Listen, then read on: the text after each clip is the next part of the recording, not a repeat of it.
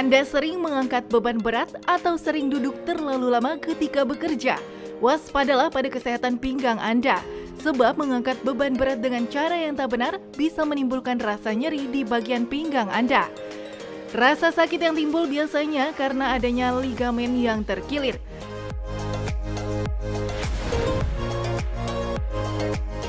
Rasa tak nyaman ini pasti akan mengganggu aktivitas harian Anda ya pemirsa. Selain dengan obat, sebetulnya ada loh ramuan alami yang bisa meredakan sakit pinggang Anda. Memanfaatkan rimpang seperti jahe serta bumbu dapur dipercaya ampuh meringankan rasa sakit pinggang kita.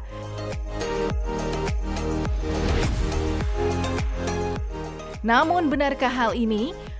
Bahan herbal apa sajakah itu? Berikut simak jawabannya bersama dokter di studio hari ini. Iya pemirsa, siapa nih di rumah yang lagi duduk-duduk mungkin rasanya aduh sakit pinggangnya? Tenang, hari ini kita akan membahas tuntas ramuan herbal apa saja yang bisa menyembuhkan atau meringankan gejala sakit pinggang ya Dokter Vito. Yes, hari ini bersama dengan Dokter Mutohara, Dokter Mute ya, seorang dokter yang mendalami herbal. Dokter, ini namanya sakit pinggang itu kan memang kadang-kadang sebabnya banyak ya. Tapi kan ini sekarang kita sebelum mereka mencari tahu sebabnya nih, ya kan meredakan dulu sakit pinggangnya nih soalnya kan.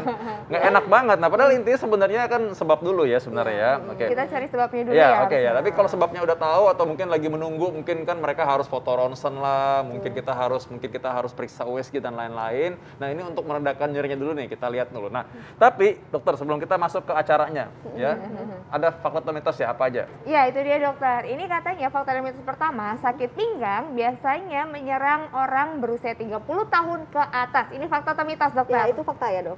Fakta ya, Mbak Intan. Nggak apa-apa, dok. Fakta. Senang dia dokter memang ya. Fakta, dokter? Ya, itu fakta. Oh, ya. Kenapa, dok? Jadi, itu kan usia-usia produktif ya. Jadi, biasanya bekerja atau dia gemar olahraga. Ya, misalnya bekerja, misalnya dia mengangkat beban terlalu berat. Terus yang kedua, mungkin posisi mengangkatnya dia tidak betul ya. Harusnya kan punggung lurus, dia membungkuk. Nah, itu kan juga salah satu penyebab nyeri pinggang ya. Yang ketiga, overaktivitas dalam berolahraga, misalnya dia suka angkat beban atau misalnya golep, dia melakukan gerakan yang tiba-tiba, itu juga menyebabkan nyeri pinggang biasanya. Atau kebalikannya dok ya, banyak duduk kali dok. Nah, kebanyakan duduk pada saat kerja ya, gadget. Kerja kan ngeliatin, zaman sekarang kan mungkin orang lagi sibuk ya ngeliatin, wah nih pergerakan saham nih ya, mungkin kripto apa segala macam, jadi duduk terus gitu kan, mungkin gitu. Iya, itu banyak kan duduk semuanya ya. Iya. Terus ada juga mungkin satu lagi kurang minum, dok. Bisa nggak sih Kurang dokter minum sakit bisa, pinggang? bisa. Jadi sakit pinggang itu banyak banget ya, area di pinggang itu kan luas ya, dari mulai kalau kulit, mungkin ada infeksi kulit, seperti misalnya herpes, atau dermatitis venenata, atau misalnya dalam lagi ke otot, biasanya spasma otot atau kekakuan otot, atau lebih dalam lagi misalnya kekakuan pada tendonnya, atau organ di situ ginjal, biasanya kadang kurang minum paling ringan sebabnya bisa menyebabkan nyeri pinggang gitu, yang paling ringan itu. Banyak ya penyebabnya ternyata. Iya, Atau banyak, misalnya makanya. sarafnya atau tulangnya gitu kan, di situ banyak banget ya. Ya, tulang, saraf, otot bisa Tulang, aja saraf, apa otot, aja. betul. Karena itu tadi kita lihat sebabnya banyak, tapi ya kalau misalkan sekarang nih, aduh ini lagi sakit nih, meredakan dulu sementara deh kan sambil nunggu mungkin mau rencana ke dokter, mau cek dulu apa segala macam kan. Nah ini katanya kalau meredakannya bisa menggunakan pakai jahe. Fakta atau mitos? Ya, itu fakta, Dok. Ya. Jadi ya fakta nih. Oh ini jahe ya udah ada disiapkan. Jadi sebenarnya jahe itu ada 3 spesies ya. Ada yang ini jahe gajah, kebetulan ada yang warnanya merah, ada yang warnanya kecil yang emprit ya Jahe namanya. biasa, Jahe biasa, ini seperti jahe biasa, jahe merah itu beda zat aktifnya, Dok. Paling tinggi adalah zat aktifnya jahe emprit. Jadi dia banyak kandungan zat aktifnya. Nah, itu dia fungsinya sebagai antiinflamasi atau anti peradangan pada kasus-kasus spasma otot atau otot yang kaku gitu. Cara ngolahnya gimana tuh, Ya. dokter? Baik, jadi kita siapkan air dulu ya, 2 gelas, kemudian dididihkan. Ini bisa dibantu, Dok? Iya ini saya udah panaskan nih sebenarnya, tapi kita coba lagi ulang. Nah Oke, gitu ya. ya. Oke, sementara dipanaskan, terus udah gitu. Nah, nanti kita sampai mendidih ya.